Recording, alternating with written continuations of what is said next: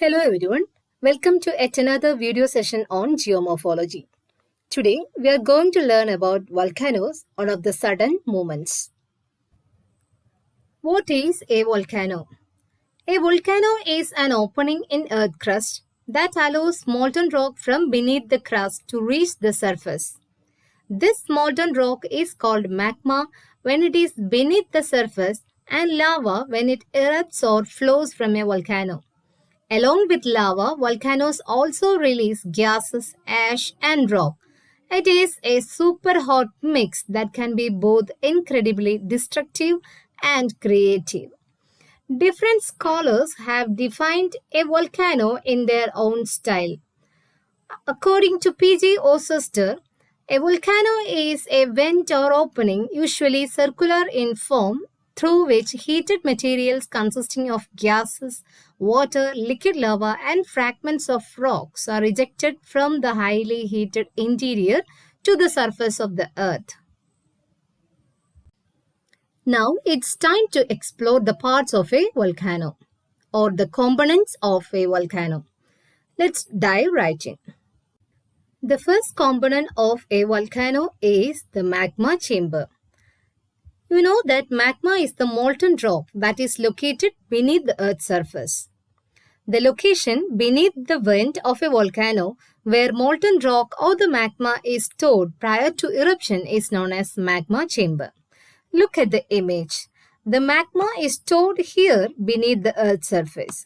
So, it is also known as the storehouse of magma or the magma reservoir or the magma storage zone. The next component of a volcano is a vent. A vent is a tube-like conduit or pipe through which volcanic materials are ejected at great pressure from the magma chamber. Magma is lighter than the solid rock around it, so it rises. Eventually, some of the magma pushes through vents from the magma chamber, creating a volcanic eruption. And this conduit or the pipe through which the volcanic materials are ejected is known as a vent, or it is otherwise can be said as an opening in Earth's surface through which volcanic materials escape. So a vent is an opening in Earth's surface through which volcanic materials escape. The next component of a volcano is a crater. A crater is the mouth of a volcano which surrounds a volcanic vent. So this is the crater which surrounds a volcanic vent. It is otherwise can be defined as the bowl or funnel-shaped depression located at the top of a volcano. Next one is a volcanic cone. A volcanic cone is nothing but a triangle-shaped hill formed as material from volcanic eruptions piles up around the volcanic vent or opening in the earth crust. Simply, we can say that it is a triangle-shaped hill formed due to the accumulation of materials from volcanic eruptions around the vent. All these are the major parts of a volcano. Now, let's try to analyze the causes of volcanic eruptions. Our knowledge regarding the causes of volcanic eruptions is very limited because these eruptions have their origin in the interior of the earth, to which we do not have direct access. However, some causes are assigned to volcanic eruptions on the basis of indirect observations. First one among them is the high temperature in the interior of the earth. You know that the temperature increases with the increase in depth below the surface of the earth. This results in the melting of rock material at high pressure in the interior of the earth. This molten material is ejected at the surface of the earth. Next one is the weak points in the earth's crust. The existence of weak points in the earth's crust is a necessary condition for a volcanic eruption. The world distribution of volcanoes indicates that most of the volcanoes have erupted in the weaker zones of the earth. The Pacific coastal areas are its best example. And the third one is gases. The presence and formation of gases in the interior of the earth also cause volcanic eruption. Among the gases, water vapor is the most effective. Then, earthquakes. The earthquakes are also responsible for crustal dislocations, giving rise to the formation of faults.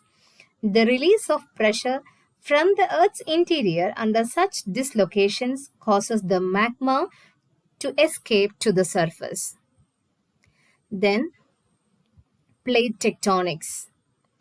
The rigid lithospheric slabs or rigid and solid crustal layers are known as plates. These plates keep on moving in different directions. Individual plates may have continental crust, oceanic crust, or both. When an oceanic plate collides with continental plate, the denser oceanic plate is forced below the lighter continental plate. The overrun plate is thrust into the mantle and part of the plate is melted. Melting also takes place due to the heat created by the pressure of rocks from above. The molten magma rises to the surface and a volcanic eruption takes place. Now, let's have a look into the various materials ejected by volcanoes. All three types of materials, including gases, liquids, and solids, are ejected at the time of a volcanic eruption. The gaseous materials ejected by volcanoes. Magma contains gas. At high pressures, the gases are dissolved within magma. The main component of volcanic gas emissions is water vapor, followed by carbon dioxide, sulfur dioxide, and hydrogen sulfide. Water vapor is the most important of all gases as it accounts for 60 to 90% of all the gases thrown out by a volcano.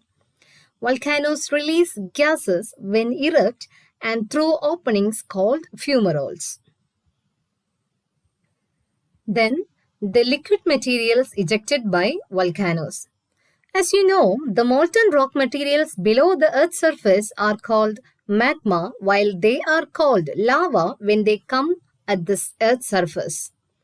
The liquid matter is the lava. The temperature of the freshly ejected lava may range between 900 degrees Celsius to 1200 degrees Celsius. Water also comes out along with lava. Now, the classification of magma and lava. Magma and lava can be classified on various bases. On the basis of silica percentage, magma and lava can be classified as acidic and basic. Acidic lava has a higher percentage of silica and the basic lava has low percentage of silica. The silica content determines the speed of the lava flow or its viscosity. You know that viscosity is a liquid's resistance to flow. The higher the amount of silica in the lava, the higher is its viscosity.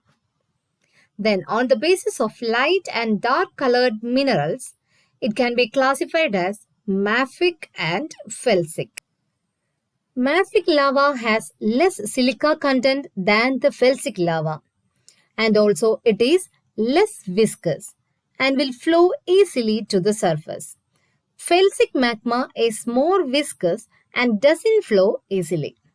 Most felsic magma will stay deeper in the crust and will cool to form intrusive igneous rocks such as granite and granodiorite. Mafic lava is predominant in mid-ocean ridges, whereas felsic lava is primarily located at the convergence zones.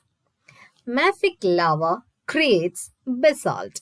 This basaltic lava spreads on the ground surface with maximum speed due to the high fluidity and low viscosity, and it is the hottest.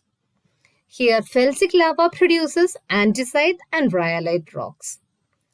Finally, mafic lava is darker in color and the felsic lava is lighter in color. And so these are the basic differences between mafic lava and the felsic lava.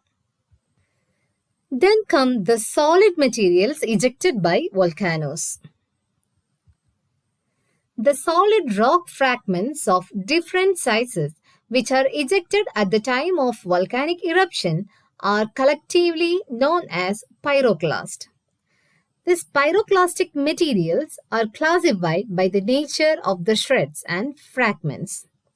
They are classified into three categories: essential materials, accessory materials, and accidental materials. Essential materials are the consolidated form of live lava, that is, the erupting molten lava. This type of pyroclast are otherwise known as tephra, which means ashes. This term was first introduced by Thorarensen in the year 1954 to represent loose pyroclast. The second one is the accessory materials. They are formed of dead lavas. That is, they are the solidified lava of previous eruptions of the same volcano. And the third one is the accidental materials, which include the fragments of rocks or the solid material of still older, not necessarily volcanic, rocks from the crust beneath the volcano. These pyroclastic materials can also be classified on the basis of its size. They can be divided into four categories such as volcanic dust, volcanic ash, lapilli, volcanic bombs, and blocks. As we said, these are classified on the basis of their size. And so the volcanic dust is the finest particle which is lower than 2 millimeter in size. Volcanic ash, it is much larger than the volcanic dust which has a size of sand or around 2 millimeter. Then came lapilli. These are the fragments with dimensions between 2 millimeter and 64 millimeter. Then the larger fragments are known as the volcanic bombs and blocks. These are fragments larger than 64 millimeter. That's all for now. Whatever we discussed in this video are the very basics of volcanoes and volcanic eruptions, such as its components, causes of eruption, and the materials ejected by them. Let's learn the further things in the coming videos. Hope you had a nice learning experience. Thank you and have a great day.